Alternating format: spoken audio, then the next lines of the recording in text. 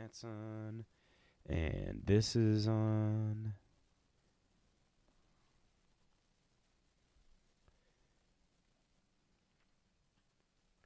I think we're ready for this.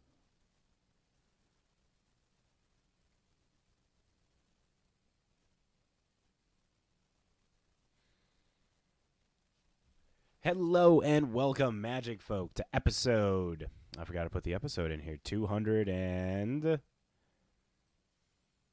Oh, we're going to have to restart that one. 241.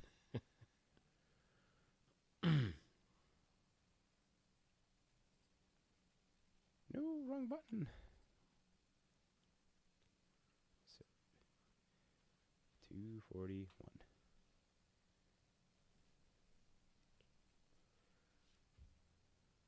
Hello and welcome, Magic folk, to episode 241, take 2 of This Week in MTG, your aggregate news podcast for all things Magic the Gathering.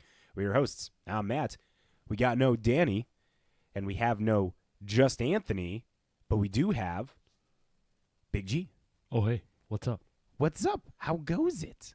It goes. Like, I know you're going to be distracted with the hockey game, but, dude, this is the Matt and Garrett show, part 2. Part 2. You got a double feature of this where you're going to just hear hot takes from both Garrett and I for, just the light smattering of news that we received this last week, just the lightest of smatterings. I don't know if there's too much big stuff happening. Not too much. We've got news that will take up conversation time. Yeah. So, let's start off the episode before we get to that by thanking you, dear listener, for taking time out of your day to listen to us. We're grateful for the opportunity to bring you the latest updates, insights, and discussions from the world of Magic each week. And here's to many more of shared excitement and community in the realm of Magic. Now, if you're being entertained by the stuff that we're producing, go to the pod app that you're using right now, like, review, all that stuff down there that supports us in the algorithm for other people to find us. But one of our favorite ways is just by word of mouth, telling your friends, your family, your play group. That helps us out a lot. Now, with that pod business out of the way, let's go to the breakdown where we'll lay out what we're going to be talking about today. Of course, we're always going to be starting at the Boggle desk, and we have a Salt and Sugar report here. Then we're going to talk about SEG Modern. We're just going to lightly touch on reminding people that MagicCon Chicago coming up. Then we'll jump in. I think we already covered it. There we go. There's a couple new things. I don't know if we talked about one bit of stuff that they're doing there. I think maybe we did, but we'll talk about when we get there. It's not too much to talk about. No. Then we're going to jump into the news, Aether Drift, Secret Lairs, a Magic movie, and then like this EDH bracket thing. From there, we're going to play the Conjured Currency game, everybody's favorite financial game that we do each time we record. And then we'll end the podcast. You'll be done with us for another week. So... Well, kind of. Not really. I mean, I was getting asked about it last night.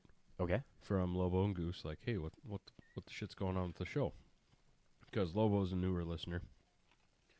It's like, I heard you guys were on hiatus. What's going on? I'm like, dude, the hiatus thing was over the summer.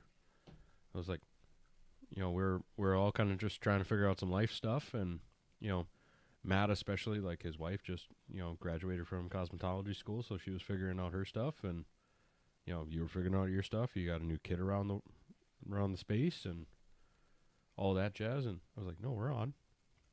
We just kind of do this every other week thing that turned back into we're on every week, but not all of us are there every week. Yep. So, yeah, we're essentially back to every week. But it'll be like Matt or Danny and Garrett rotate. Yes. Yeah, that's what it seems like it'll be going. Which I think, if I remember correctly, that was the initial idea of me coming on. 3 years ago? Has it been 3 years? I think it's been 3 years, man. Oh, my goodness. It was going to be me and JB just rotate like every other week type of thing. And then all of a sudden... He just never showed up again. All of a sudden, he's just like, hey, man, you're just going to take my spot. I'm like, what's going on? Yep. And, JB doing JB things. And now you're here. And now here. You took that model and you're like, Danny, we doing this. No, we doing this now, man. You got shit. I got shit. I'm tired. I'm old. But the main thing is, we're here every week. News 1 week, and then I guess Just I- a I s- thought cast the following week essentially is what it plays out to be. Well, I don't Talk know. meta, we talk other stuff. We could probably just put it back to news every week. Probably could. We'll have to. I mean, if it's going to be 3 of us each week, and the only change is between Danny and I, like, we probably could. yeah, and it'll work out for the game as well. Still, just Yeah. when one And of you not is on. not just a Matt and Garrett game. Not just a Matt and Garrett Yeah. game, which right now clearly I'm creaming everybody because I just have more games played. Not yet. Not As yet. of today, you will. As of today, I'll have more games played. But then next week, we'll see how that turns out. It'll probably be one of the other two. They'll jump in. But Well, they're going to have to. It's got to be one of the other two. indeed. Can't be you. Otherwise, It won't be me. I won't be here. right. Otherwise, I'll just take a lead far and above the rest, and no one can ever beat me. I'm not gonna do that. I'm not gonna do that. Whoa. Sounds like a Dirty Jameson kind of move there. It does sound like a Dirty Jameson move, and that's because of that I'll never do that. There you go. All right. So, should we get into this stuff? Yeah, Let's get into it then. Boggle Desk. All right, so salt and sugar. Salt, I don't really think I have any. I got to play some Magic. I'm kind of at a good place with my deck building. So I got sugar. Man, Yeah. I was talking with you about this before. I finally got an email from Secret Lair. My The shit's- one and only Secret Lair. The one and only. The one and only. My stuff's on its way. Oh my gosh! And that's like just the most. This one that just came out from winter, right? No. Because this I was a big dum dum, I decided to put my Marvel Secret Lair in the same order, like the shipment order, as my Extra Life one that was on back order. So we'll see. We'll see if I fall victim to all of the bullshit. If I'm not mistaken, I think one of the biggest things with the Marvel stuff too is a lot of them were damaged. Damaged, or some of them were missing cards. Oh boy! Hopefully you're so far past that initial wave that they got all those kinks You straightened. would hope and think. Hope and think for sure. I'm a very optimistic guy, And think. but I think it's fair to say I'm not going to hold my breath. Yeah. Neither am I. I will hold my breath or I'm not going to hold my breath until the cards are in my hands, and I can then go, "Yo, what the fuck?" Right? And you could be like, Who knows? Maybe I will just go, "Yo, what the fuck?" I got crinkle cut cards here, man. This is bullshit. Bullshit. Anyway, but then I got to I played some, because we're recording tonight. I played some Magic last night on Spell Table. Goose put out the call. I arrived. Y'all just play so late for me. I was sleeping by 8 o'clock. Well, I mean, you got kids, I got kids, so I try to spend my time with my kids, just like you. I know try to spend time with your kids. My Yeah. downside is my you, work. You work early in the morning Yeah. on a Saturday. But no, I got to. I talked to the missus and I was like, "Hey, are you wanting my attention this evening, or can I go play some Magic?" And she goes, "Go play some Magic. You do a lot. You've been doing a lot. Go have a couple hours to yourself." That's so sweet. Well, then she came down in the middle of the game and asked for a back massage. But so it was Goose, Lobo, and I, and we played two pretty quick games. I just grabbed decks I hadn't played in a while. The first one being my Ishin deck. So Ishin Two Sons, the combat one from Kamigawa. yeah, Okay. yeah. Double trigger attacks. I do double trigger attacks, and I capitalize on the whole. Oh, look, I'm going to have multiple attack phases. Okay, there we go. Yep. So I did that, and Does multiple attack phases constitute as multiple turns? multiple turns is the next game. So I've got the sugar, but I think I, with the sugar, bring the salt, and I think it's mostly from Goose. Over the radio waves to you. But so that one, that first game, I never played against Lobo before, as far as I remember at this point. Might have been one of those games where might have been one of our fourths that popped in randomly, and I just don't remember. Yep. But it also has been that long, if it has been. So, Lobo, I'm sorry if we have played against each other prior to last night, being Friday. Deeply sorry, but teachers see a lot of faces, a lot of cards. I make so many decisions in a day that my brain is mush by the end of the week. So, I had a double attack phase spell, and I played it, and I'm like, well, I kind of played some trickery on Goose the turn before, so I'm gonna go after Lobo. I'll hit him. That's what I'll do. I'll hit him first. I'm not gonna kill him. I'll just hit him. Yep. Goose goes, hey, wait. I'm going to play Dinosaur Stampede. All attacking creatures get +2/+0. I was like, that's dirty. And so then that kills him. Well, he was all of his creatures were tapped. He's like, shit, I left myself wide open. I'm like, yeah, you did. Well, no one's expecting aid from another person for a +2/+2 to all attacking creatures. I should probably also mention, I may have instigated some infighting between the two of them. You're poking the honey badgers? Kind of. Goose had a well, I don't remember what dino it was, but it was it was a 4/4 trampler, and when it deals damage, it deals double damage. Okay. So it's not double strike, it just deals double damage. Okay. I may have goaded it. Oh boy. So then Lobo gets rid of it. Goose gets mad. I'm sitting there on a post-it note, and I put insert evil laugh here, and I put it on the screen. And so I'm sitting there like, look at me. My deck has done what it normally does. I made you attack each other. I make you attack each other and hate each other, and then, whoop, don't forget about me in the back. But then all of a sudden Goose is like, wait a minute. Garrett's fucking doing this shit on purpose. We should be attacking him. You were in the seat. You were in Anthony's seat at that point. Yeah. Goose may or may not have made a comment of, this is why we keep Anthony around, to keep you in check. It's like, I mean, you're not wrong, because then I'm normally focusing on him. But that is also a big thing. It's like, yep, you gotta focus on Anthony. Do you get the feeling that between you, me, and Anthony, like we interchange that we should fucking kill that bastard first roll? Yes. Yeah, probably. It does feel like that is always the case. The hierarchy goes Anthony, because he has a Grand Augustine deck that he just loves to throw down. Yep. Douche move, Anthony. We know you hear us. We will know you hear listen. us, yeah. Get fucked. We know what that deck level is now. We know that bracket. But then it's Matt, because he plays fucking Mill. I thought you were gonna say Infect. Oh no. I hate Mill more than I hate Infect still. Okay, I'll accept it. Mad respect. But good news for you, my Mill deck is torn. Oh, thank God. I took it apart. So I guess my only pseudo Mill deck is my Nekusar deck that makes you draw a bunch of cards, but you die from damage before you deck yourself that way. Yeah, it kind of works. So, and then me, because I just got shenanigans. You got big beaters.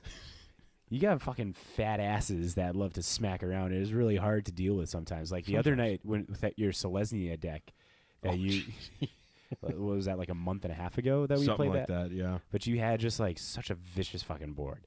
And that was the same night that I made the build your own Blightsteel. Well, and it was one of those good God, this is the perfect starting hand, and then my first couple of draws just made it better. Because token doubler.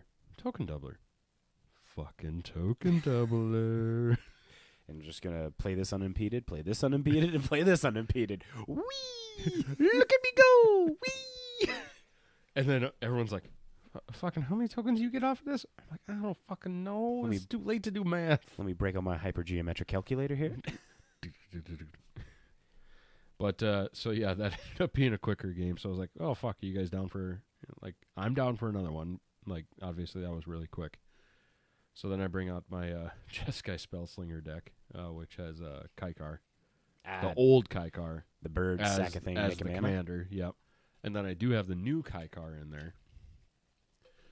I may or may not have had 1,000-Year Storm out and been able to play a couple of spells and then play Time Warp and get to copy it 3 times. If you give 1,000-Year Storm out without any interruption, I think it's on your opponents. That's not a you thing. That's your opponents. They allowed it to happen. But no, so that was a fun game. But I play the Time Warp and Lobo's just like, I'm fucking done. How many extra turns you get? 3. yeah, I'm done. It's like an expropriate. But but here's the thing. It was like, honestly, like I purposely did, even though, and then Goose was like, well, yeah, I'm done too. I was like, they're sitting and talking, and I'm drawing shit and going, well, I mean, with this work, I play this, I play this, I play this. And Lobo was like, fucking look at him. He's still playing by himself. I'm like, no, I'm just making sure I actually would have won. Just got to make sure. Make sure it felt legit. Well, more so like if I'm taking extra turns, that many extra turns, one, they better be quick. Two, I better win off of them. Yes. Type of a thing. And I would have, but. It's very considerate of you. Like, so that's like one of those things like, oh shit, maybe I should take this out of the deck. But honestly, it was one of those things, like you said, 1,000-Year Storm ended up being there. And then. It's a 6-mana enchantment. And then it may or may not have just been left alone. So 1,000-Year Storm, great fucking card. It's a great card. Great, it is. It's a good card. But yeah, so I had a lot of fun playing that, and then we'll talk about it a little bit later. I got to justify my actions because of the whole new bracket system. Yep. Of which I only have one. I have one deck at level 4. Ooh, so do I. We'll have to talk about those when we get there. We will. Most of mine are. I don't have any 1s. Even my allies isn't a 1. Oh, really? I think it's a 2. Does it have because of like some tutors and stuff in there? I think it's more so because of the land base and everything. Like that kind of like it's an upgraded deck. Okay. I think it was a 2. Well, that's good though because 2's a modern level precon. Yeah, exactly. So, but let's jump into some SEG. Oh, before we do that, I got a little sugar. You got some? I got a little sugar. Fuck yeah. Playing on Arena this last week, switching between Standard. Still great format. I'm still running my Auras deck, just giving an update. I haven't added any of the Aether Drift cards, but I have been doing pretty well. Pretty much a 50-50 with a lot of my games. Mice deck, kick my butt a lot of the time, but I can stand a chance if I draw like a lot of ossifications in a row. Right. to take them down, but those are pretty hard. The Bounce Terror decks, those are a toss-up as well, but that's pretty good. But my other deck that I'm enjoying is I made a timeless ninja deck that is trying to emulate a modern ninja deck that I have written up that I'm going to make in paper. Nice. There's only a handful of cards that aren't on timeless, like Fallen Shinobi is one that's not on timeless that I'm planning to have in the paper deck. And I've been goldfishing on Moxfield with this ninja deck and playing it in timeless on Arena, and it's really fucking good. Satoru the Infiltrator with Ornithopter, fucking fabulous. You draw so many cards. And I got like Tamio, Inquisitive Student, the new one from Modern Horizons 3. And that one also plays very well in the deck. I mean, speaking of standard, elves are standard, baby. Did you put a standard deck together? Yeah. I've had it together for a little while. There we go. Arena or paper? Arena. Okay. Arena only. Like That's what I thought. As much as I want to justify putting together the standard deck, because I probably have all the cards laying around, or actually no, not anymore. I've downsized my collection quite significantly. Yeah, but for elves, you got like then 95% of them. I've got them. It's just they're in the modern deck. So then I'd probably get some of them, just build a standard one if I wanted to. But I don't know if I want to, just because I don't know if I'll ever go play paper standard. Right. And you got Arena. Exactly. But that's been really fun. Tyvar is a fucking tank. Oh, my God.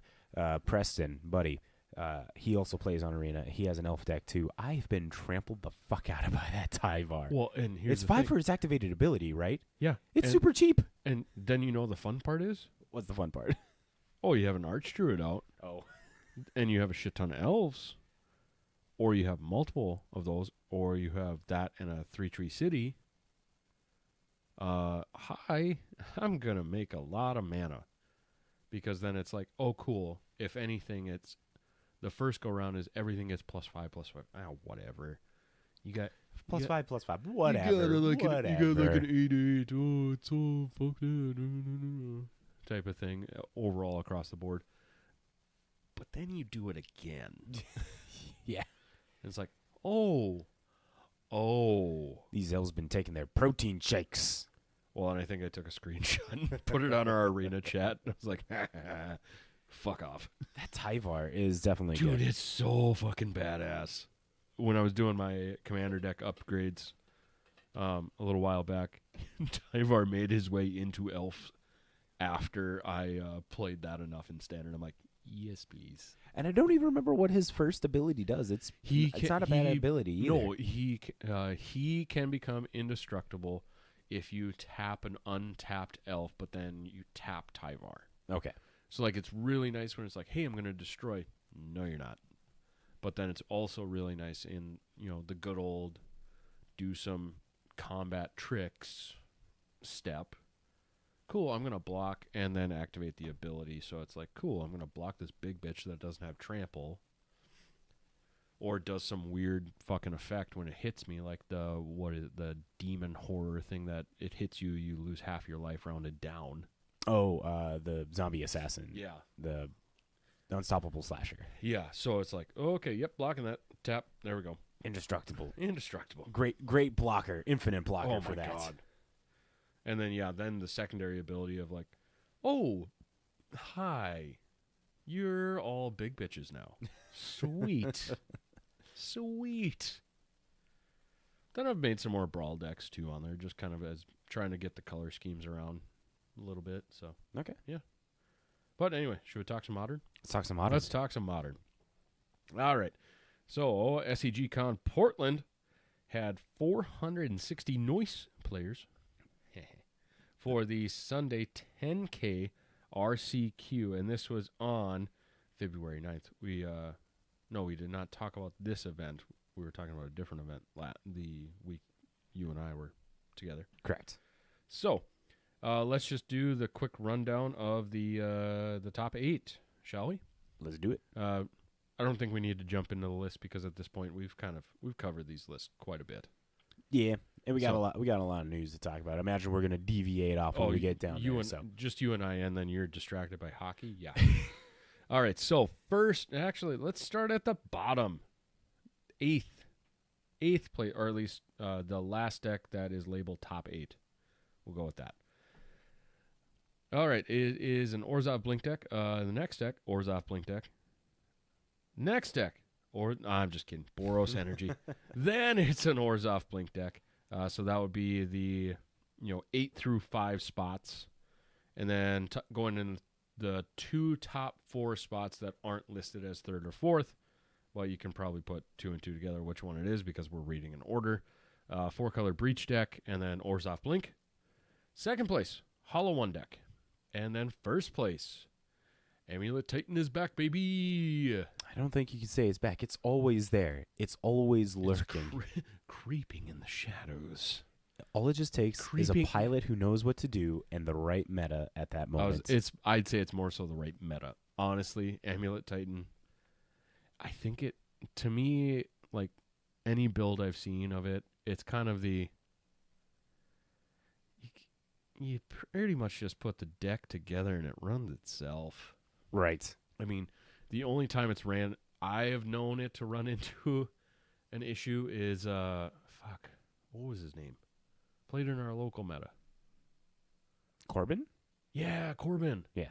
I was playing against Corbin, and he did a Summoner's Pack, and I counted up the available mana he had because he had some of the bounce lands, like the Gruul Turfs.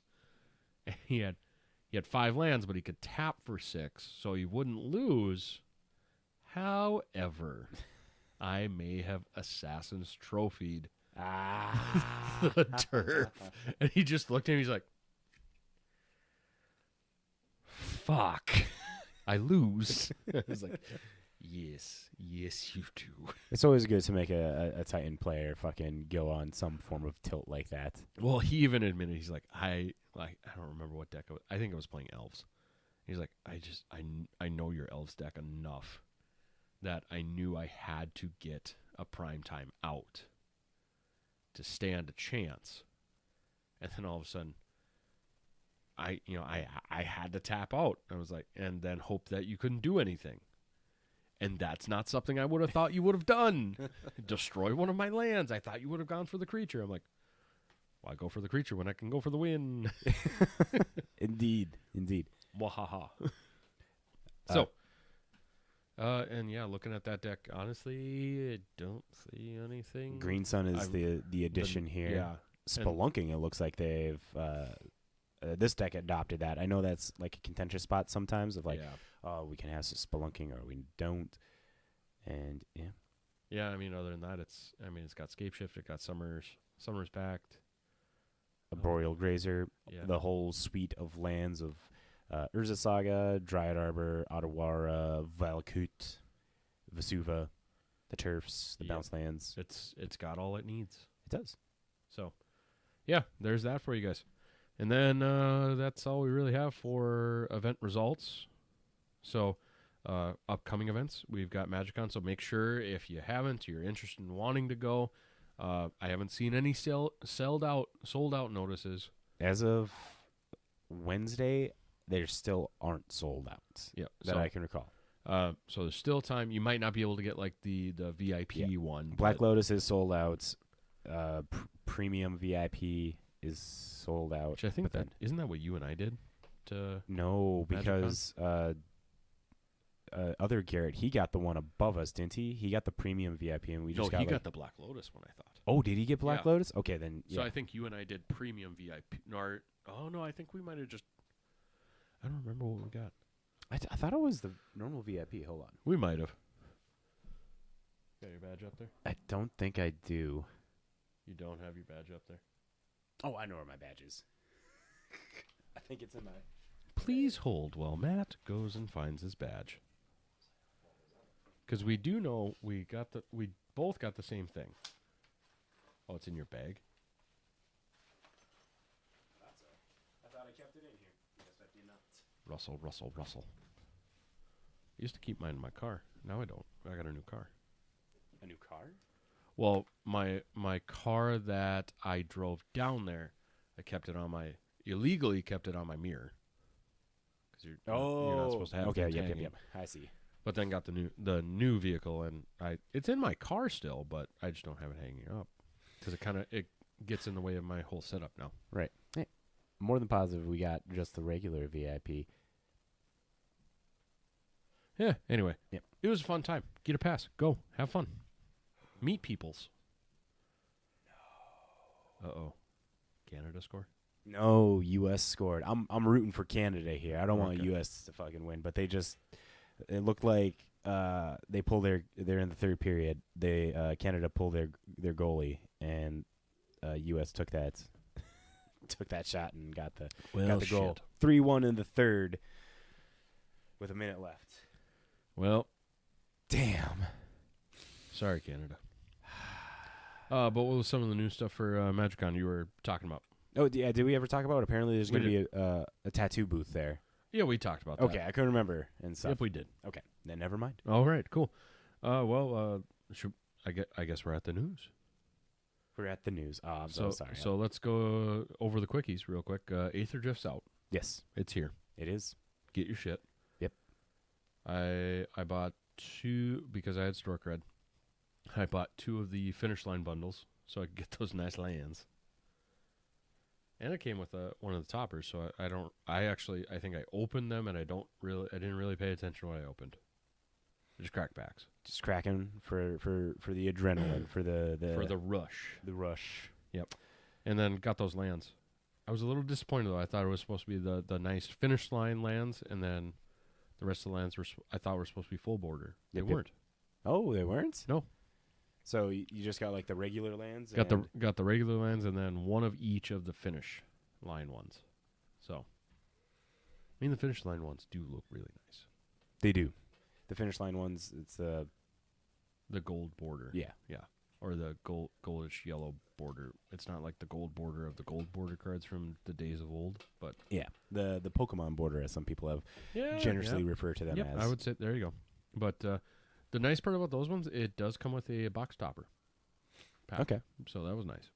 And then 2 collector's packs, and then the rest are play boosters.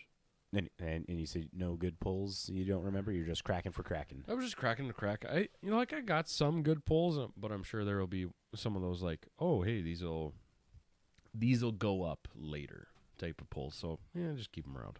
But I suppose the next one, Secret Lair Winter Drop came out. Hey, look, it's out. Yeah, quick reminder for that. That has the new Lorwyn box, the Lorwyn 5 non-basic lands that are really cool. Jesper Ising, Hatsune Miku, Winter Diva, artist series Luke Pearson, and then Mitsushiro Atara, City Styles 2, Dress to Kill, Arcade Racers, and Aether Drifters. Honestly, the only one that even looked somewhat appealing to me was the arcade ones. The arcade ones? The Arcade Racers? Yeah, Oh. like the style itself just looked really cool. Not the cards. Like I didn't really give two shits about any of the cards. The style is pretty cool. For recently reading Ready Player One, I think of this. I think of that with this, which I know your question. I haven't watched it yet. Damn it! Fucking get to this so we can talk about it. I know. Because then you need to start reading Ready Player 2. I know. Oh, the fact when you told me that there's a second one, I'm like, well, clearly I'm gonna need to read that one. And I got really excited when it was done. I was like, God, I heard rumors that there was going to be a third one. There is going to be a third one, but it's not like Ready Player 3. It's going to be a prequel. Oh, okay. So focusing on like Halliday. Yeah, we're gonna learn about Halliday a little bit more. Which the second one you learn a little bit more about him too. I'm not going to spoil anything there, but you do learn more about him from a different perspective. Okay. So I do agree with my friend or my teacher buddy, and it was one of those. It didn't need to happen, but it did, and at least it was good. It wasn't bad. It was good. So that's all that matters when it comes to something like that. If it was bad, it's like just wasted money. Exactly. But now I'm reading the Gunslinger, so the first book out of the Dark Tower series. Yep. Yeah. It's okay. I haven't got into any of the Dark Tower series and stuff, but fucking Stephen I King think I've got like 10 books on hold right now, and I've got them like systematically lined up and everything. So I'm so sorry. I'm just keep I peeking know at my phone. Fucking you're doing your thing. Doing my thing. So like I said, I'll do what I need to do and keep us going here. So Magic the Gathering, it's being turned into a live action movie. What? I thought Netflix was supposed to be doing. But it'll be the beginning of a multimedia universe. What? I know, it's weird. Who would have thunk? This, as you diligently pointed out, I thought Netflix was doing a series. Well, now it's been indefinitely turned off. Oh, is it official? I have no idea. At this point, they haven't said anything about it in such a long time. Okay, so from what I know is when I first heard about this, it was through the Command Zone. They made a video on it because they got let in the loop about it. And they said when they were talking with their sources, I'm paraphrasing here, but the Netflix stuff is still happening. Haven't seen any updates on it, so I wouldn't know. That's all I've heard. It's just that. But here you go. Let's read just a little bit here. There is slightly an update. So here we go. Verbatim from the article from PCGamer.com. Hasbro has announced it's partnering with Legendary Entertainment to make a live-action Magic the Gathering movie, followed by a TV show, as a way of kicking off one of those cinematic universes everyone loves. I think we're done. We're done with this, I think. A little bit. So from when I watched the video from the Command Zone, the way they made it sound was that it's going to be people playing Magic. And maybe I just misinterpreted that. Haven't even seen the video, so I can't even give my 2 cents on how my interpretation was. So I'll have to go do that tomorrow. Yeah, it's like 8 minutes or whatever. And at first, when I first saw it, I'm like, this seems like just like a clickbaity thing. But no, apparently it had like legit news in there. So good on you, Command Zone, for making me click on your video. Right. And then they talk a little bit more. Legendary Entertainment has co-produced things like Batman Begins, Warcraft, the Minecraft movie, as well as TV shows like The Expanse, Tomb Raider, Legend of Lara Croft, a couple other things too. But then, previously, Netflix announced an animated series based on Magic the Gathering was in the works, and as of September of last year, it is still on. Oh, there we go. Are the two connected, or will there be dueling Magic the Gathering universes on our hands? Nobody has an idea. So, no release date has been mentioned, other than it's a long way off kind of deal. But let's see. Assuming that it survives development hell, it'll be ages before we can go into the cinema and see. I don't know. This is not confirmed. It's just people speculating. Idris Elba as Teferi, Scarlett Johansson as Chandra, or Chris Hemsworth as a Johnny Goldmane, and inevitably Jack Black as Fibbleflip. No offense to Hasbro, but I don't think they can. I don't know. Maybe they could, because they got Jason Momoa and who else on that Monopoly commercial? Was that Matthew McConaughey? Did you see the Monopoly commercial for Monopoly Go? No. Yeah, they got a few like A-listers and stuff in that commercial. So maybe they do. I don't know, for a whole movie commercial. Sure. Who knows? Movie. If anything, you know what? Jason Momoa as Gideon. Yes. Jason Momoa As far would as, be a good, as far as good build Gideon. and everything, there you go. And Jack Black would be a fun Fibblethip. It would be. Yep.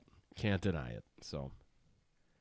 But I suppose we should jump into the big piece of the news that will inevitably take up a lot of conversation between you and I. Yeah, we're going to try and keep it bracketed here as we talk about the bracket system.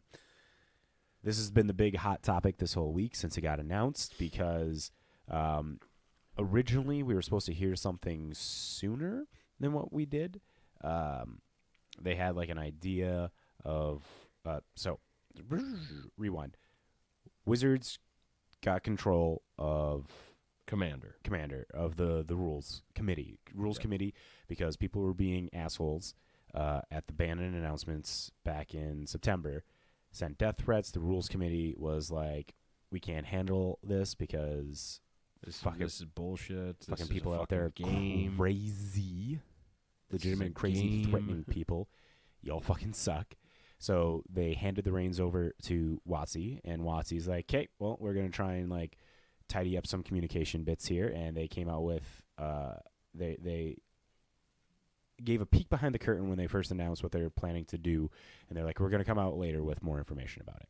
And this is the more information later about it that they come up with. They created the Commander Format Panel, which is a group of Magic players around the world that are in Commander, big Commander players, content creators of different levels and spectrums and stuff. And they're just kind of like the arbitration is not the word. They like the middle person between Gavin Verhey and the rest of us in the world. So they're introducing their power rankings called the Commander Bracket Beta. So a couple things that we got to get out of the way first is this is a beta. This is not set in stone. This is the test run that they're going to get setting up here. And they're putting it out for people to start playing with. They're hoping during MagicCon Chicago that they're going to get more information from a large gathering of Magic players playing Commander to get data and come back at another point down the road with tweaks, changes, and more information. So there's that. Then there is the overall thing. If you're just playing with your friends and family and everything's going fine, you don't have to change a thing. You don't have to follow the bracket system. Don't worry about shit. Yeah.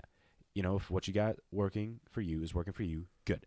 This is meant to be that the power rankings that everybody's deck was a 7 when you had that pregame discussion with players and stuff. It's supposed to like tighten it up and make a more open line of communication with all players, so that you're all on the same page with randos. If you're playing with friends, you all know if they're going to be casting a Grand Augustine and taking away all your turns, or all that. So that's number 2. Do you, and then I guess reiterating here, beta. So There's going to be more information. I think they said at the end of April is their Planning to do some potential unbannings and everything, which has caused, obviously some buyouts to happen. Oh, yep. We'll get to that bit when we get to that bit there. Yep. Let's see. And yeah, let's go to the bracket overview here. So we'll read verbatim here from the article. There are 5 commander brackets. Each one is meant to classify a different kind of game experience. Brackets 1, 2, and 3 are different levels of socially focused play. Brackets 4 and 5 focus on higher power or even competitive experience. In each bracket description, you'll find guidance around the kinds of effects that can really impact games. 2-card infinite combos, extra turns, mass land denial, and tutors for things other than lands. So cultivates are a good demonic tutor. That's the tutor that they're referring here. Noting where and how you would expect to see them. For a little additional definition around mass land denial, this is a category of card that most commander players find frustrating, so to emphasize it up front, you should not expect to see these cards anywhere in brackets 1 through 3.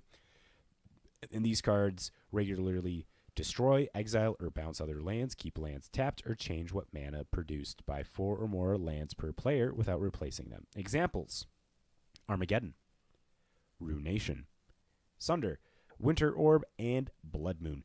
Basically, any cards and common game plans that mess with several of people's lands or their mana they produce should not be in your deck if you're looking to play brackets 1 through 3. Straight, clear. I like it. Additionally, you'll also see some references to the Game Changer list. It's a new small list of cards that we'll share at the end when we're done reading this. So let's jump into the brackets. First off, want to take this? Let's do it. So bracket number 1 is exhibitional. So your ultra casual commander. So no mass land denial or extra turns. No 2-card infinite combos. No game changers. But you can have a few tutors. We got someone in the chat saying the beta bracket is funny. Now everything is a 3. Well, and that's funny because honestly, I saw someone kind of give shit to this whole thing, and they relabeled the bracket thing we're looking at right now. Everything's a 7. I mean, yeah, you're gonna have people that are gonna be fucking memeing on this shit, and it's like it's gonna happen. Exactly. So I mean, I don't know. It's interesting. It's fun. It's one of those things where now instead of everything's a 7, everything's a 3. Yeah, I mean, I'm glad that there's something in place, but there's gonna be some fun shit to just poke fun at. So number 2, Matt, hit it up. We got Core, the average current pre-constructed deck. Same things. No mass land denial, no chaining extra turns, no 2-card infinite combos, no game changers, and few tutors. Yeah, and then number 3 is the upgraded. So this is, as our dear viewer is commenting on, everything's basically a 3, which is true. I mean, looking at a lot of my decks that are in Moxfield, which, side note, Moxfield has added this to their website. Also Architect, too. Architect has as well? Yes. So they do have this listed, so you can viably say, well, Moxfield says this is a 2, a 3, a 4. So I may have had some fun re-looking at my decks because the 2 decks I played last night were both 2s. And they both pub stomped. So apparently, though, Moxfield didn't encounter Thousand Year Storm chaining extra turns. So who knows? Anyway, number 3 is upgraded. So it is... Yeah, Mox doesn't count 2-card combos, though, is what weird. John is saying there. And I think... I don't know, maybe I should go put things on Architect, too, and see how they differ. Yeah, I guess what I was thinking is, like, I know Commander Spellbook, they have like a database of all combos and stuff that can get added in, or like it's open source for anybody to add into there, and you're able to see what all these cards combo. So you can, like, in Commander Spellbook, you can type in like 3 cards and see how they combo or what other kind of pieces. and Oh, stuff. nice. It's a very nice website. Highly recommend it. Give it not, a look. Yeah, not sponsored. Great website. So, And so anyway, back to this though. Yes. Number 3 is upgraded, so beyond the strength of an average pre-con deck. So this is no mass land denial, no chaining extra turns. You can have some late game turn 2 or 2-card infinite combos, and then up to 3 game changer cards, which we'll also go over here in a minute. next up, bracket 4, high-powered commander. It's time to go wild. There's no restrictions here other than the banned list. And then to end it off, CDH is bracket number 5. High power with very competitive and metagame focused mindsets. No restrictions other than the ban list. So there you go. Okay, so breaking it down, exhibition here. Experience. Throw down with your ultra-casual commander deck. Winning is not the primary goal here, as it's more than showing off something unusual you made. Villains yelling at the arts. Everything is the number 4. Oops, all horses. All fair game. Just focus on having fun and enjoying what the table has brought.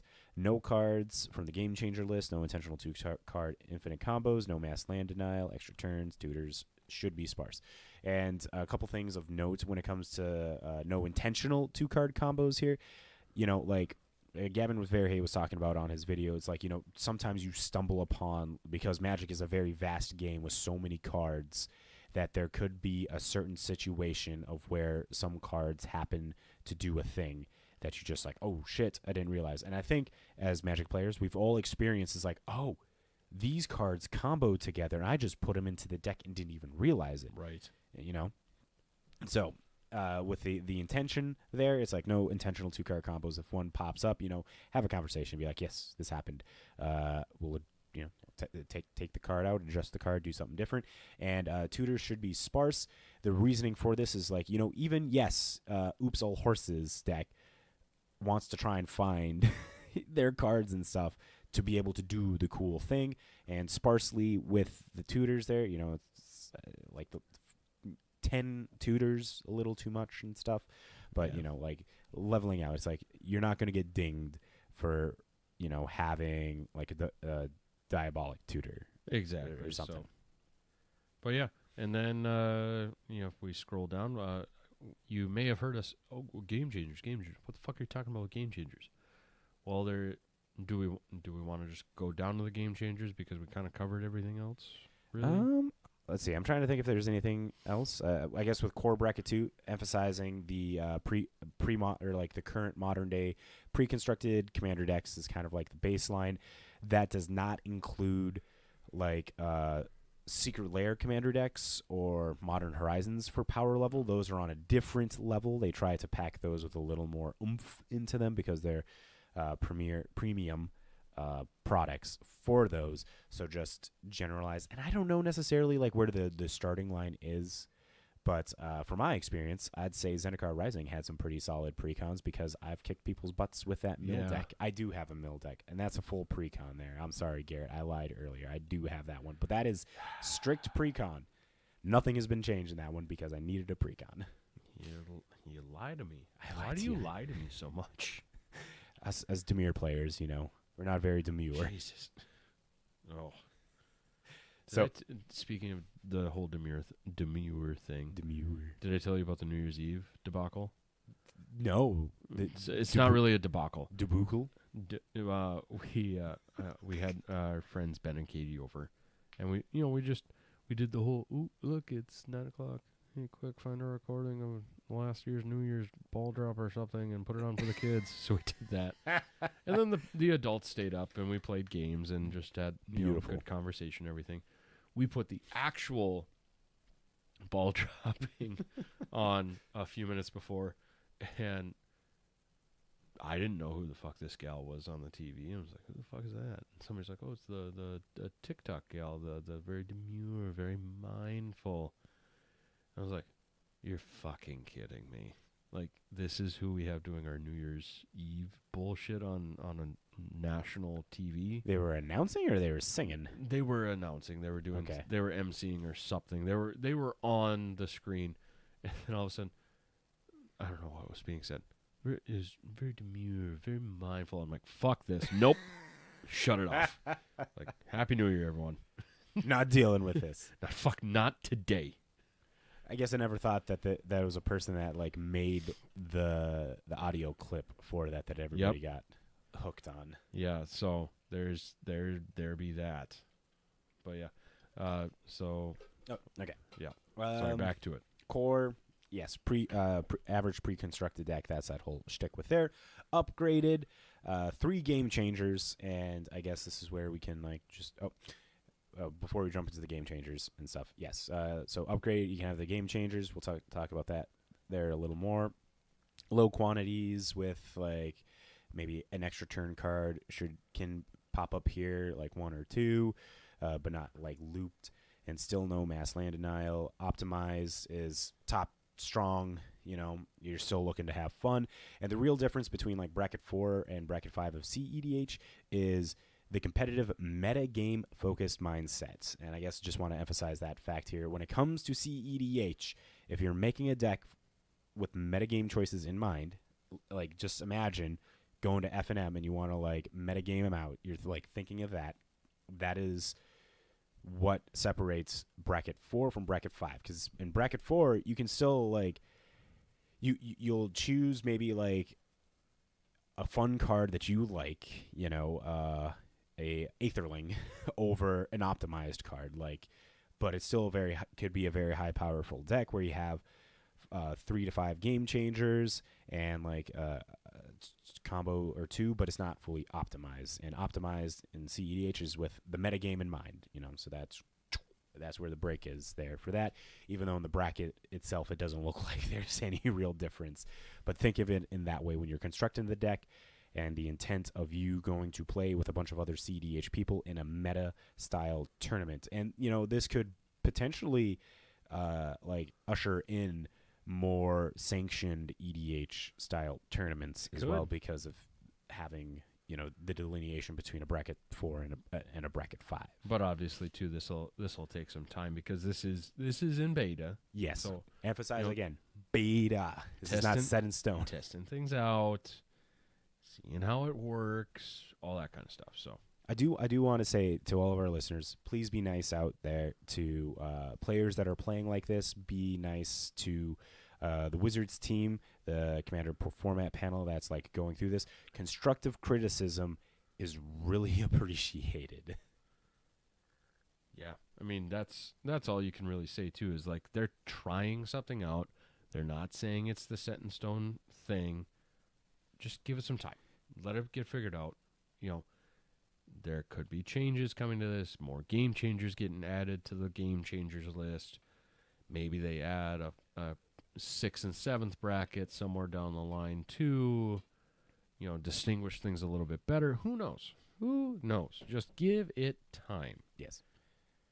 Should we talk about those game changers now? You know what? I think we should. All right. I think it's about time. It's about time to change some things up about the game. You want me to take it, or? You take it, my man. All right. So they mentioned game changers. Game changers are referred to as dramatically warped commander games. It can dramatically warp commander games, allowing players to run away with resources, shift games in a way that many players dislike, block players from play.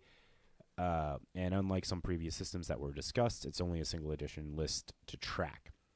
So, yes, we have a new additional list of things to keep an eye on. And it's 40 cards. We'll talk about that here in a second. So in addition, you can imagine as a sort of watch list, as they say, any future bans are likely to come from the game changers list, say for maybe something that shows up in a new set immediately, causes problems like Nadu. It also gives WotC a tool to unban cards, to try them and nudge around cards without needing to ban them. If a card shows up and is frustrating casual tables, but it's fine for competitive players, we can add it to the game changers list. Right here, that is the whole point of what Gary was saying of like buyouts for Dockside and Jeweled Lotus here. Because people are like, those are perfectly fine in competitive tables. It's the casuals that did not like them. And so the separation here could mean that those cards make it off the ban list. coming in April. Potentially, we do not know. But a lot of people are speculating. Now, to be clear, most of these cards are unlikely to be banned. You shouldn't go trading away your guys' cradles in any concern. However, it's clear signal for players to know that these cards indicate a different kind of play that others might not prefer. So it's a list of 40 cards, and here they are. You want to take this one? How about we kind of do what we did before, trade off a little bit here and there? Okay. You start us off with the whites. Drannith Magistrate, Enlightened Tutor, Sarah's Sanctum, Smothering Tithe, and Trouble in Pairs. And those are all the white cards. So now all the blue cards: Cyclonic Rift, Expropriate, Force of Will, Fierce Guardianship, Rhystic Study, Thassa's Oracle, Urza, Lord High Artificer, Mystical Tutor, and Jin Cataxius Core Augur.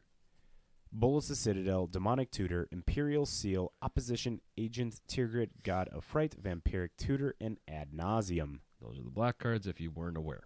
Sorry. The red cards. Apparently red doesn't change the game all that much because it's only Jessica's Will and Underworld Breach. For the green cards, we have Survival of the Fittest, Vorinclex, Voice of Hunger, and Gaia's Cradle. Multicolor, we've got... Oh, shit. It's just far enough out of the range. Thanks for increasing. Oh, geez, too big. Now too small. I'm kidding. We have Kenyan Bonder Prodigy, Yorkio. Eureka. Thank you. I was about to say I butchered the shit out of that one. The Tiger Shadow. Winota, Joiner of Forces. The one fucking time I just mess up the words. It's been a long time since words are hard. Words are hard. But then grab Grand Arbiter. Shut up. Grand Arbiter Augustine the Fourth. I'm glad that you didn't say Ivy. You had the potential for. I should have just full sent. Just full sent on words and numbers are hard. Roman numerals are hard. And finally, in the colorless section, we have Ancient Tomb, Chrome Mox, The One Ring, the Tabernacle at Pendril Vale, Trinsphere, Grim Monolith, Lion's Eye Diamond, Mox Diamond, Mana Vault, and Glacial Chasm.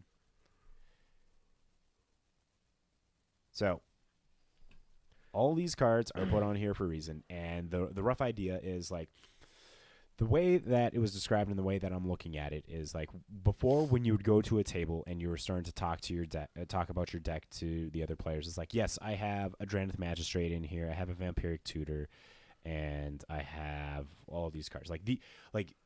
I'd say a lot of these cards on the list are the cards that you are mentioning to describe the power level of your deck, because these are like the game changing cards that the Wizards gave the name to. That like players were like, oh, I'm worried about these cards. I don't want to play against these cards. And I feel they did a pretty solid job of hitting Cyclonic Rift. Everyone's like, I have a Cyclonic Rift in here. I have a Rhystic Study. So in the first swath of these 40 cards, I think they got like a good chunk of the cards that players were always talking about, like kind of being like, God damn it, it's in here. What the fuck? Yeah. And 40 list of cards. I mean, and it could go up. It could go up, could go down. It's a huge impact to both Commander and the kind of games that you like playing. It's a half step to be able to notch cards up but not ban them, and future unbans will likely go into this list to ease them in. It also informs players about cards that are at the upper end of Commander power, and future bans would likely come off this list. So, before we continue on, do you have any comments on game changers in the brackets? It'll be interesting to see how this goes.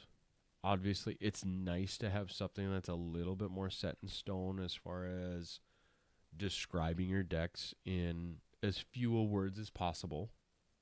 Because then now you can just go, oh, it's bracket 3, it's bracket 4.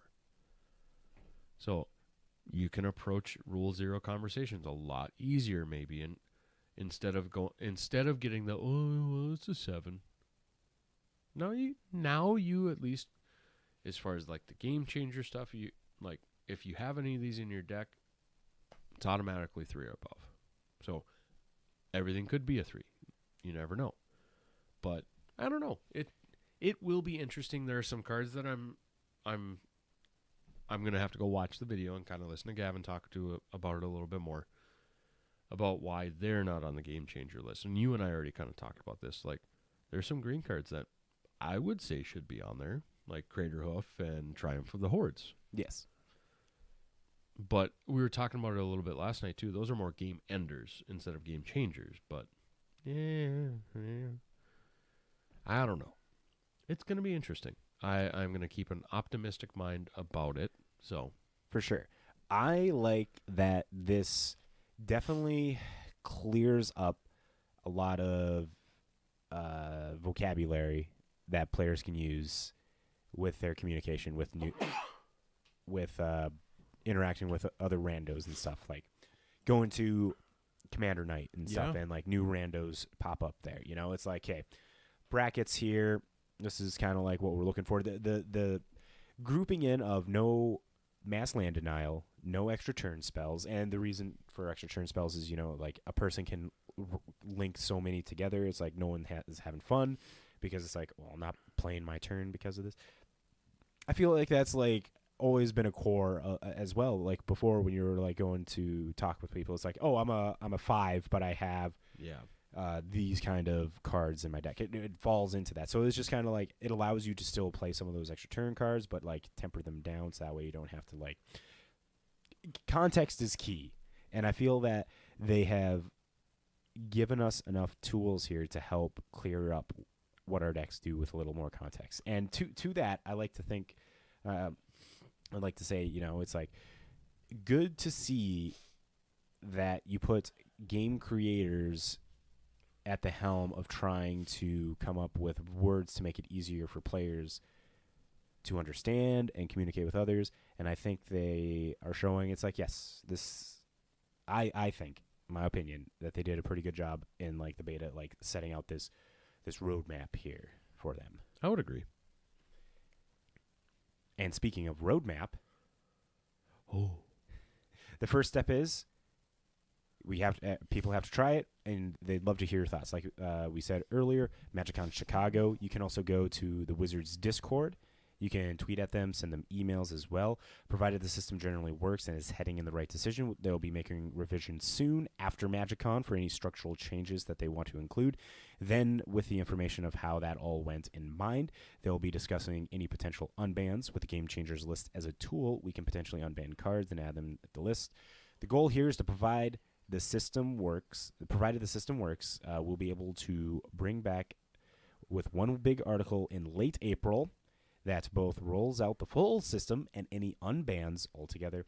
And as we said back in October, no bans will be happening at that time. So just potentially unbans.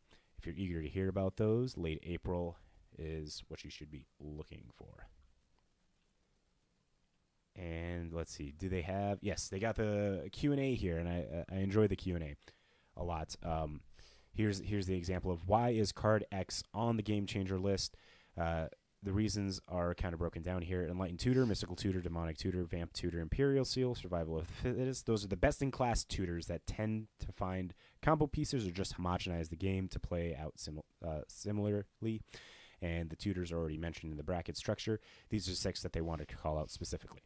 So, again, Diabolic Tutor, you know, that's fine. Demonic Tutor, Game Changer, because it's just efficient. Yeah. And it's difference of play speed too. Dranith, Opposition Agent, Trinsphere, Glacial Chasm, Tabernacle. These effectively lock out your opponent's ability to use their cards, often in frustrating ways. Yes, Dranith Magistrate, Opposition Agent. Those are always the ones that you think about. If Hull Breacher was on here, Hull Breacher. I don't know if that one's ever going to come off and become a game changer card, potentially, because if I remember right, I'm pretty sure even the CEDH community was not a fan of. CEDH was like, nah, we good. You can keep those bands. Chromoth, Grim Monolith, Mox Diamond, Mana Vault, Ancient Tomb. They're extremely powerful fast mana pieces that accelerate the game. Gavin did talk about in his video, specifically Soul Ring, why that's not on the list. And say it with me now, everybody. It's a key definer of the format. It's it's the Delver in Legacy. It's the Lightning Bolt in Modern. It's like it's a part of the game. Just let it be. It's integrated in there. And he talked about a couple other a few reasons, like it's like. And the reason why this fast mana is called out here is because in tandem with Soul Ring is when it gets out of hand, but Soul Ring by itself is good but not aggressive. Yeah. Paraphrasing what he was saying there, but like that was the gist. Smothering Tithe, Trouble in Pairs, Ristic Study, the One Ring, Jessica's Will, Bull Citadel. They provide overwhelming resource advantage for their mana value. Vorinclex. This is an extension of the mana denial restriction. It doesn't fully fit our description given and is little nicer than other mass land denial cards, but we'll still wanted to keep this card clear from the lower brackets. And this is the one that lands don't untap the next turn. Your opponent's lands don't untap the next turn, while your lands, if you control the Vorinclex, double. So double the mana. Essentially, if the person to the left has a removal for the Vorinclex player, after the Vorinclex player everyone after them says, you're good. Yeah. You're good for a turn. You're good in our eyes. You have fallen on the grenade. So they take the beating there. Lion's Eye Diamond, Underworld Breach, Ad Nauseam. These are combo and storm cards that usually are up to no good. I just love that bit there. Up to no good. Nothing good comes from when you see some of those. Gaia's Cradle, Sarah's Sanctum. These lands provide a huge mana boost and can rapidly accelerate the game. Thassa's Oracle, best-in-class way to win a game on the spot and is used in a 2-part combo. Rift, this is the best-in-class way to reset everybody else in Commander, and it's often not fun. Yes, everybody agrees it's often not fun. And I like the idea, the thought experiment now of, like, this can hopefully keep because I like a good Cyclonic Rift. I think it's perfectly acceptable to have in a format. But now with the bracket system, I like it a little more because it keeps it out of the core decks. It keeps it out of the exhibition decks. Well, it also makes it so that way, like it is a staple, but it's not something that everyone needs to get. Right. Type of thing. So. Expropriate, while it's expensive, the combination of taking turns along with gaining permanence is strong enough to end games on the spot. I don't know what you're talking about. Jin Katax's Core Augur, a prime card to chi out or reanimate. This Jin removes others' resources while ensuring that you have endless quality of cards in an unfun way. Fierce Guardianship, Force of Will. Free counter spells were much of a debate here. They are all powerful and often protect your engine. Guardianship doesn't put you down a card when you cast it, and Force of Will can counter anything, including commanders, and works on your turn, which often is used to protect your combos. Force of Negation was left alone, however, since it only counters non-creatures and only works for free on opponents' turns. Kinnan, Yuriko, Grand Arbiter, Winota, Tirgrid, and Urza. A little bit bigger explanation here because these are legendary creatures. They wanted to be very careful with legendary creatures that they targeted, as it essentially knocks them out of bracket 1 and 2. Additionally, your commander is the one thing you know before playing the game, so it gives you an easy way to say, hey, I don't want to play against this commander. However, after a lot of discussion, we felt that these 6 were almost never used fairly when played as commanders. I mean, I think we can all agree. When we've sat down at a table with an Urza, a Tirgrid, an Grand Arbertine, a Winota, we're like... So, Rule 0 still very much applies here, but generally these commanders have a certain pedigree of appearance that most players don't want to play against. At bracket 2, this does not apply to the rest of your deck as well. Or this does apply to the rest of your deck as well. While these cards can be a lot better within your 99, we don't want additional list distinguishing cards that are only known as game changers when used as commanders. But, give your feedback. Oh, here we go. Why is Soul Ring not on the list? The truth is Soul Ring is the most iconic card of Commander, as we just mentioned there. Card X should be on the list. Why isn't it? We've talked about a ton of cards. Send your feedback to the Wizards, and they'll take it into account when working on the final revision. And then what does it mean if my Commander is on the Game Changers list? It means that Rule 0... context here. As described above with card-by-card explanation, these are commanders that tend to be exclusively frustrating and power outliers at lower brackets. It does mean you cannot play them. There. If you believe you have an Exhibition Bracket 1 or Core Bracket 2 deck using only One of these cards, for example, your deck commanded by Urza falls in exhibition because it's telling the Brothers' War story. Rule 0 is still very much in effect, and you're welcome to talk with your table. At upgrade bracket 3, it means it counts towards one of your 3 game changers. At optimize, CDH, go wild. So, more of opening a line of communication with the people that you're trying to play with, and being like, no. Like, seriously, this is a bracket 1 deck. It just has Urza at the helm here to tell the story. And you could be like, I got Falaji stuff in here, you know.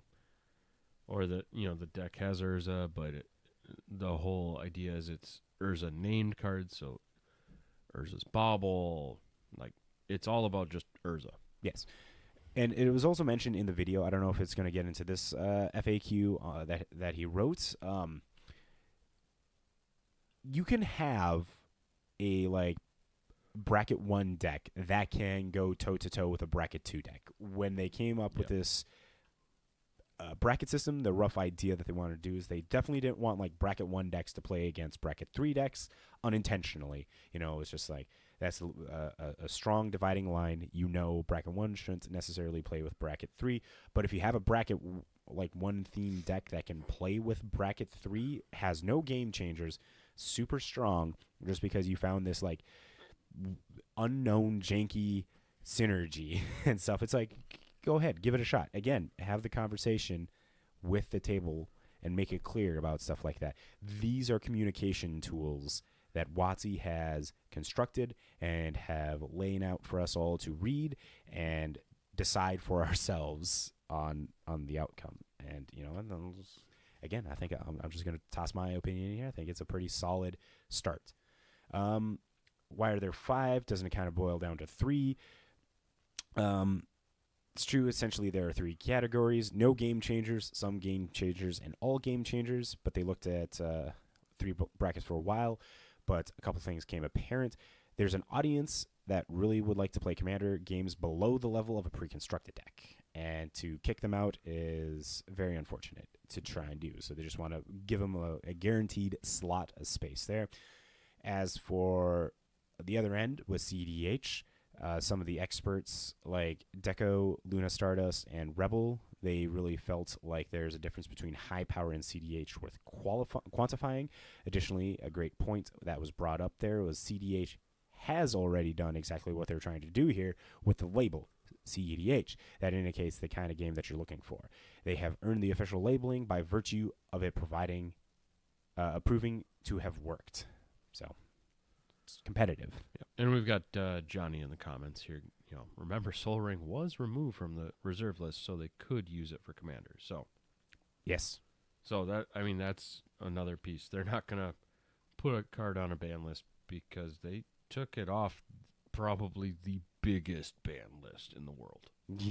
Yes. The fucking reserve list. And notice how nobody had any issues with it. They're like, okay.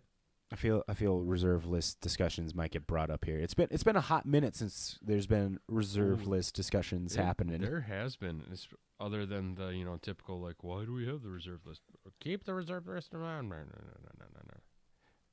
No. My deck has no game changers and is technically a bracket 2. Should I play it there? You should play where you think it belongs based on the descriptions. For example, if your deck has no holds barred power despite playing 0 game changers, then you could put it in a bracket form. So there, just use the descriptors and be understanding, aware of your deck. You know, like what's the intent of me building this deck under these guidelines, kind of a thing. Not even like Wizards guidelines, but your own guidelines for making your deck as well. And always better to play up rather than play down, because that's the whole idea behind this, is to be honest and accurate with how your deck plays. And let's see, there's a couple more things in here. They didn't talk about mana bases at all. Mana bases are critical for playing Magic. It's rare that the mana base is what causes the issue.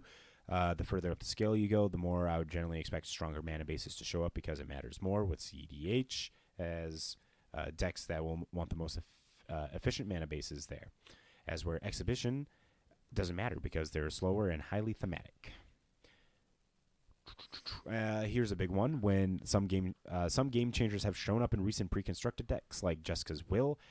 However, the pre-constructed level of core bracket 2 allow for 0 game changers. How will this influence future pre-constructed deck designs?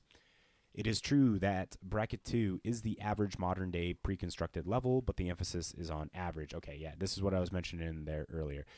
Modern Horizon 3 Commander decks and Secret Lair decks aren't in that mix, for example. There are places these cards can go. You intentionally bring designing cards straight to the game changers list?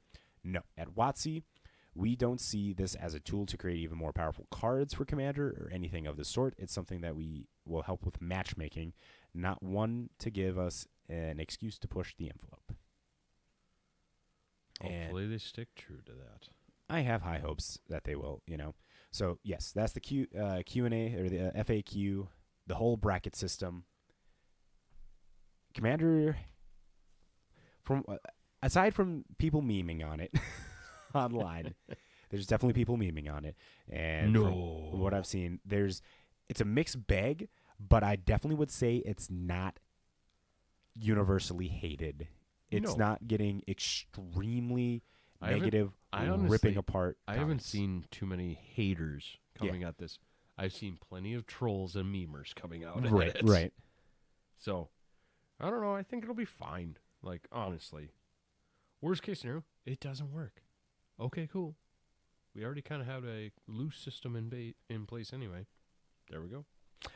Again, I do like this because it opens up, it makes a little more clear of what, the rules committee was kind of trying to get across. It's like it was going more on, vibe gut checks and stuff is what the RC was doing. And WotC was able to, put the brackets here, to group in what your deck groups into here instead of what your deck theoretically can do here, and narrowing the spectrum from a power 1 to a power 10, because it definitely, power 1, power 2, everyone, I don't know, you never really heard anyone saying this is a power 2.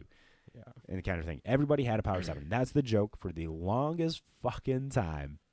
Everything's a power 7. It's a 7. It's a 7. And now the joke is definitely going to be it's a bracket 3. It's a bracket 3. It's bracket 3. I don't think we can ever get away from any kind of a ranking system from just like the middle being, everybody's deck is that. It's true. It's going to be one of those things where it's like, you know what, whatever. People are going to be funny assholes. It's fine. Yes. And I just like Gavin commented on here, for your own play group, if you got your group of friends, whatever size, you all know what you got going on. You're all fine tossing down prime times and fucking biorhythms and shit like that. That's fine. That's on you, boo-boo. Yeah, because, again, Commander is a casual format. As of right now. Yeah, as of right now. And the goal is to, it's just to help keep everybody on the same page of what kind of game curation they want. I'm just laughing at all the memes that are going to be coming inevitably. Inevitably, yeah. But you know what? Speaking of inevitable, Matt talking himself out of victory points. Oh. Let's jump on over to the Conjured Currency game. Before we do that, we got Johnny saying, I like power level rating of Commander Assault. Yes. Commander Assault from EDH Rec. Yep. That is a true power ranking system. Good on you, EDH Rec, for doing the. Do we talk? Yeah, they do the community vote at the end of the year, right? Yeah, they do. Okay, so it was just this last year that we talked about the Assault rankings and stuff. I love it. That's truly the best. All right. Power to the people, which is the saltiest card. Fuck you, Cyclonic Rift. Speaking of salt, yes. Back to Matt talking himself out of victory points and inevitably probably getting his big fat 0 today. Who knows? I have high hopes. Yeah, I do too.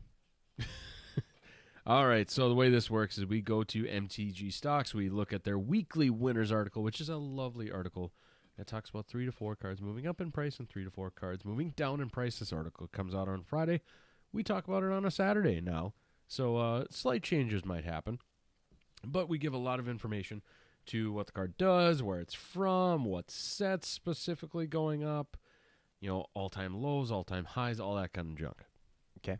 If it's a reserve list card, what sets it's legal in, all that kind of stuff. Okay. And then the person who is guessing has to determine the format and the archetype of the deck that is causing it to go up. So if it's commander, trying to find that commander that's causing it to go up. So, okay. All right, let's do a live up-to-date. You and I are equal as far as number of games played at this point. Yep, we both played 3 so far. Yep. So this will be Matt's 4th go-round. Correct. What are the live standings? I am at 6.94 points. Garrett, you're at 7.25. That's right, baby. Anthony is at 4.97. His doesn't count. And Danny is at 1.5. And obviously there's a difference of who's played how many games. I think Anthony's at 2. Anthony's at 2. Danny's at 1. So let's get into this, shall we? Before we do that, Johnny is saying that when we were talking about EDH Rec and the Salt, Commander Salt there, apparently there's a power level website called Commander Salt. Oh, I didn't know that. I did not know that either. Now we do. Thank you, Johnny.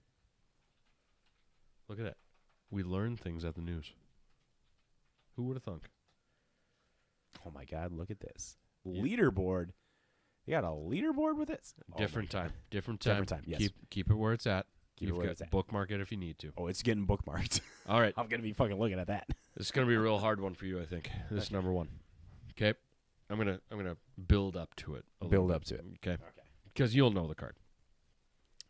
As of yesterday, it went up 393%, sitting at $72.45. Jesus, 300%, $72. Average price for this specific version of the card, which is what people are trying to sell it for, is $78.98. Okay. Market price, which is what people are actually buying it for, $36.58. European average, okay. €14, 37 cents. Okay. You have an idea of what the card is yet? I don't know. Like before this, it was what, $18, $16? Well, notice a specific thing I didn't say in those average prices. What did you not say? I didn't say foil, did I? It has no foil? It might not have a foil. You're asking questions that I do not know the answer to. It's Dockside Extortionist. Yep. All right, so let's get more into this.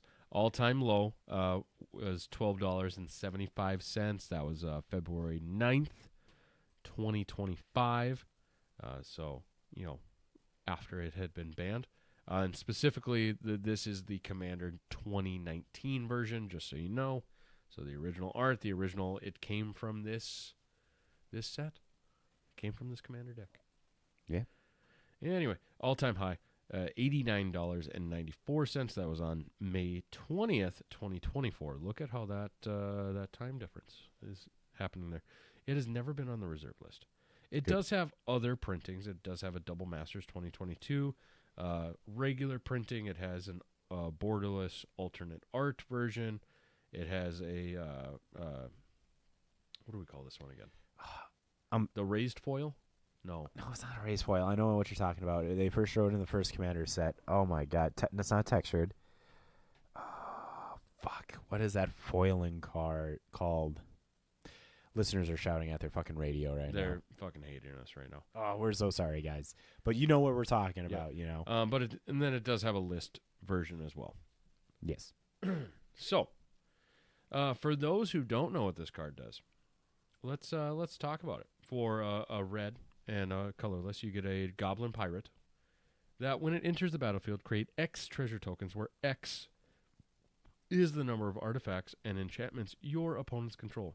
Treasures are artifacts that come in with tap, sacrifice this artifact, add one color of any color. Currently, can I use it to pay my taxes? No, you can't. Fuck. Well, not your actual taxes, but taxes in the game, yes. Etched. Thank Johnny. you, Johnny. Etched fucking foil. Coming in the clutch there. Etched foils. Fucking brain dead you and I are. No kidding. So as of right now, This is legal in Legacy, Vintage, Oathbreaker, and it's banned in Commander. So good, sir. Why is this card moving up in price? I'm gonna guess it has to do with the whole Game Changers list being a thing, and how the mention of unbans coming in April, potential unbans coming in April, will lead cards to go into the Game Changer list. Okay. So, are you gonna ding me for not coming up with a deck? Because I feel like just Red X decks in general that want it because it's can get off. It's a potential for getting off the ban list for like what I said 20 minutes ago. I get you. In place of that, because I'll just give you this. It's Commander. We know that now because of the potential unban with the brackets. To get the full point, you don't have to give me a Commander, but you have to give me 2 other cards that were discussed as potential unbans. It's potential unbans as well. Are they really going to be talking about Jewel Lotus and Mana Crypt? You tell me. Are those your 2 you're locking in? Well, those were the ones that like triggered all this to happen in the first place. You tell me. I will give you this. There are only 2 cards that are pictured and talked about in the article.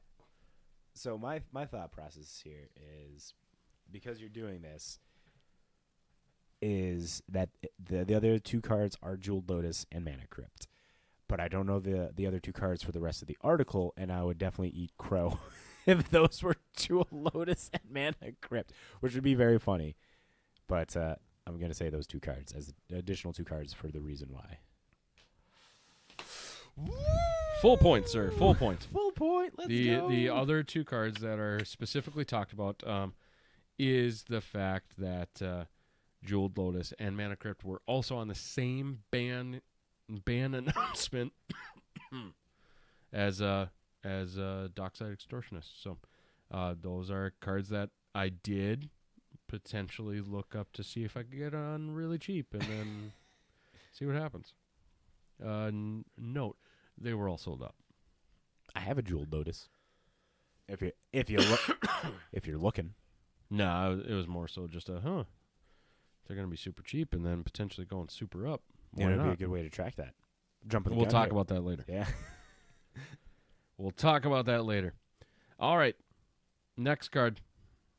You got your full point. Enjoy it. I'm enjoying it. All right. Next card is Drinker of Sorrow. Drinker of Sorrow. It went up 442%, sitting at $8.99. Average price for this is $4.79. Market price is $1.92. Foils, because foils are very rare from this time frame of Legions, are sitting at $12.45. European average €1.42. All-time low 25 cents. All-time high $8.99. It's not on the reserved list.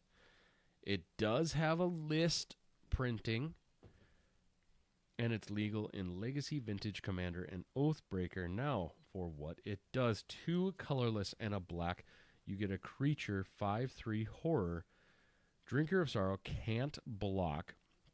Whenever Drinker of Sorrow deals combat damage, sacrifice a permanent. That's all it says. That's all it's doing. Why is this card going up? The newest decks for Aether Drift the Commander decks are a zombie deck, which this is not, and an energy deck, which this does not care about. So I feel pretty confident crossing those 2 off potentials. When this deals combat damage, sack a permanent? I don't know. I got a weird thing in my head of like Beamtown Bullies, but that was so long ago. I don't think that's even a fucking thing anymore. I don't think there's a Legacy deck, and I don't think there's a Vintage deck. Not going to be Oathbreaker, so I'm locking in the format as Commander. The deck, what matters of you sacking your permanents? Am I drawing a blank on a Reanimator style deck that just recently has been popping off? Maybe. It's not the zombie list, that's for sure. I'm going to say EDH and probably an Esper Reanimator. Locking it in? Locking it in. I know it's not going to be the full point, but I figure if I say Esper, you'll be like 7-5.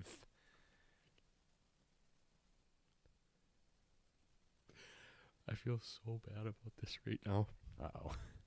So Is it fucking Legacy? No. No, it's the fucking zombie deck? No. Oh. The energy deck? The energy deck don't have black. No. It's Okay. nothing you talked about. Oh, okay. 0 points. What? Because it's going up because of pre-modern.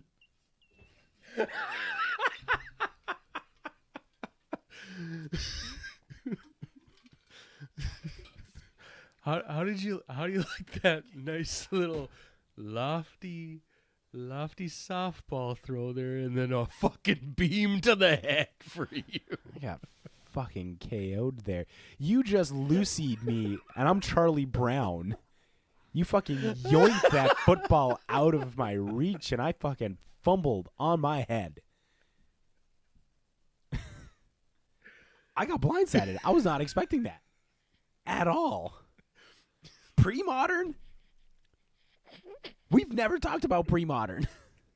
I'm more than positive it is probably you could if we were able to go back and fucking like mark down every time we said pre-modern. This is now the episode where we've said it the most. I'm sorry, I do feel a little bad, but at the same time, if it had to happen to somebody, it's you. I got the rug pulled out from under me here. I thought I was doing pretty good deducing here, and my mindset for going with just an Esper Reanimator deck to hopefully get a 0.75 out of it was wonderful. And then just, no football for you, Charlie Brown. All right, so this part I am going to read the article. Oh, boy. A card I didn't exactly expect to come up on interest is Drinker of Sorrow. This horror creature rare from Legions that cannot block and makes you sack permanents when it deals combat damage. That's quite the drawback. But with 5 power for 3 mana, it does hit like a truck. But even that, with power creep happening all the time, those stats aren't that amazing. In Aether Drift, we just got Colosine Hunger Tyrant, which is a 3 mana 7/2, or Rotting Registrar, which is a 3 mana 7/6 that makes you discard a card at upkeep. I'm sure you can find other cards that fit the bill. But there are formats where power creep doesn't happen, since new cards aren't introduced into the format. One of those community-created formats is Pre-Modern, which consists of cards from 4th edition to Scourge in the old frame that have been standard legal at some point. New cards will not enter this pool and thus are not outclassed, but because the format primarily consists of older cards with a lower supply, prices are more easily manipulated, especially when these cards are on the reserve list. Just to be clear, Drinker of Sorrows isn't on the reserve list. So the deck that this is being played in Pre-Modern is a black-green aggro deck. I mean, checks for the rate. A 3 mana 5/3 Yep. and an aggro deck. It seems that in Pre-Modern, the above listed, there is a deck list. Black-green aggro deck is doing well lately. And if you have sufficient permanents to sacrifice by using cards like Acromancy, if you can keep attacking for a bunch of life every turn. This enchantment from Tempest is on the reserve list and is seeing quite the uptick this last week as well. Does it get played on fucking Arena or on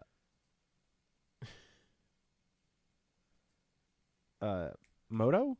I think it gets played on Moto. Doesn't look like it. Never mind then.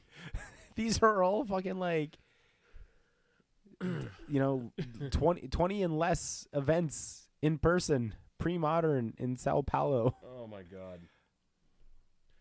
A bi-weekly Pre-Modern night show. Okay, yeah. It's a paper only format.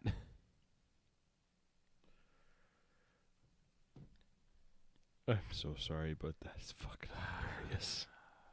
1 point so far. You got 1 point so far. Wee. I kind of wish it was Jeweled Lotus. Jeweled would have been the one, and then you're just sitting here like, fuck me. All right, but then Diagraph Colossus is the next one. So this went up 131%, sitting at $14.24. This came out of the Innistrad Midnight Hunt Commander deck. The average price sitting at $13.75. Market price $9.42. If you're looking to spell it, it is Diregraf Colossus. There's a space in there too. Gotcha. European average. There it is. Second card. €6.41. All-time low. $1.13. All-time high, $14.24. Never been on the reserve list. It does have a pre-release version from Innistrad. Shadows over Innistrad. It does have a Secret Lair card as well, and then it does have the Shadows over Innistrad version. Now, for a black and 2, you get a Zombie Giant 2/2. When it enters the battlefield, with a +1/+1 counter on it for each zombie card in your graveyard. Whenever you cast a zombie spell, create a tapped 2/2 black zombie creature token. This is legal in Legacy, Modern, Pioneer, Historic, Vintage, Commander, Historic, Brawl, Timeless, Penny, and Oath Breaker. Now, my good sir, do you think you can... I know. Do you think you can recover? I know I from can this one? recover. Okay. This is EDH, and it's because of the new... God, what's his fucking name? Noctamoon? No. The new Esper Zombies deck in Aether Drift that, when you discard cards, pumps all your zombies. You sure about that? Yeah. Positive. 100%. Locking in? It's because of that deck. Are you locking in? Yes.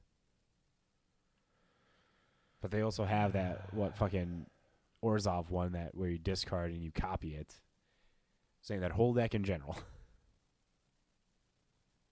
It's upgrading that precon.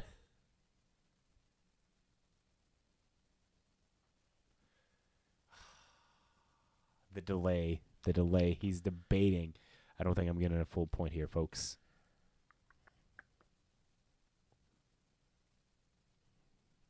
Nah, you got the full point. Yeah, he's just humming and hawing for a show. I am. God damn it. I'll accept it. They're talking about that. If you haven't heard, zombies are the hot thing at the moment.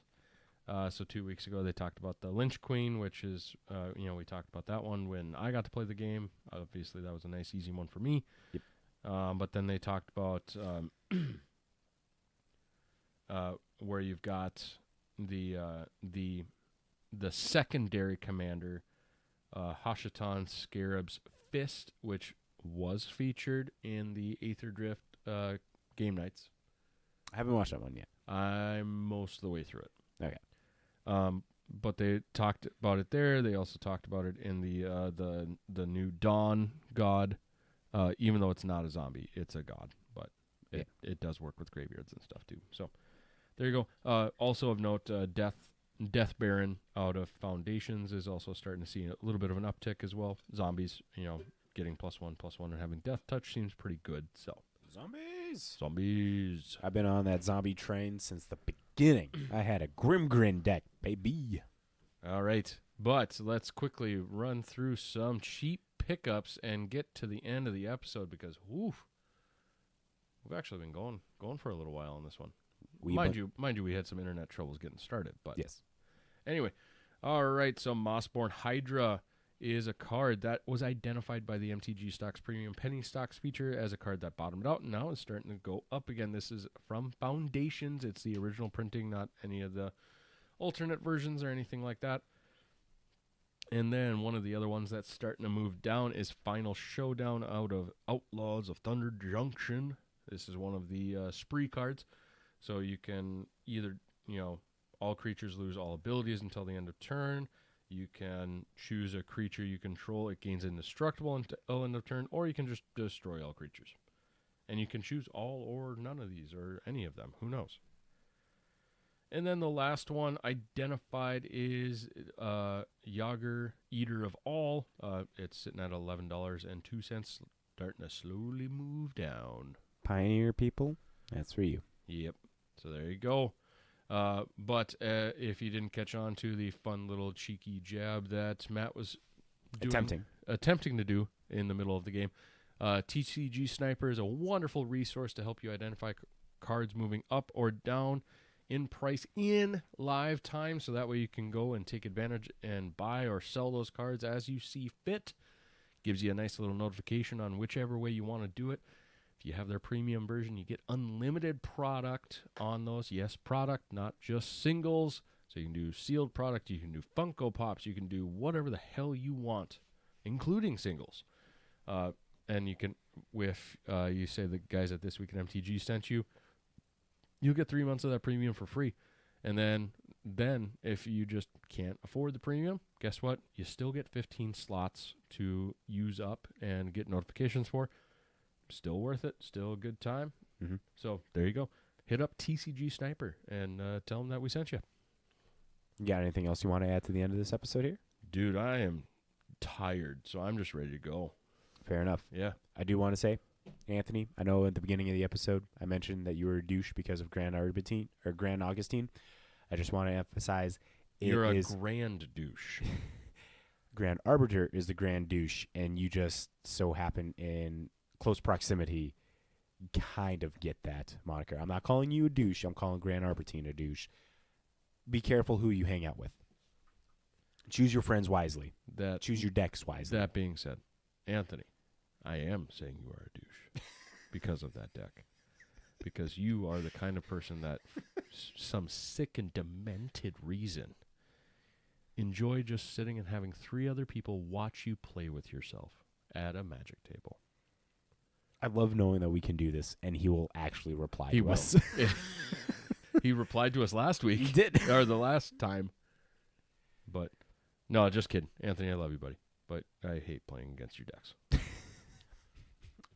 And with that, thank you to all you legendary Magic folk, except you, Anthony, for making it to the end of episode 241 of This Week in MTG. As we wrap up another episode, I want to extend our deepest gratitude to you, our incredible listeners. Your enthusiasm fuels our passion for all things Magic, and we're honored to be a part of this vibrant community. Stay tuned for more exciting updates, discussions, and insights in the world of MTG. Until then, may your mana be plentiful and your draws ever favorable.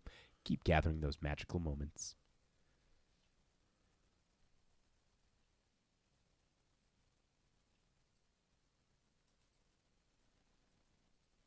Now with you, our dear listeners, thank you so much. We're done recording. It was great to have you all here. Johnny, thanks for the interactions. Thank you for telling us about Commander Salt. I got the tab pulled up. I'm going to be looking at this website a whole bunch here. It's titles and commanders, Thrasios, Triton Hero, and Timna the Weaver. Yeah, let's fucking go. And yeah, to speak on that, Coalition Victory is another one of those cards that did get brought up as a very potential unbanned. Oh yeah, there's so many different cards that they could, do on this, and it doesn't sound like there's like a hard line of 40 cards is the size for the game changer list, so that could fluctuate up and down, I guess, and stuff from there. Who knows? Who knows? Yeah. All right, have a good one.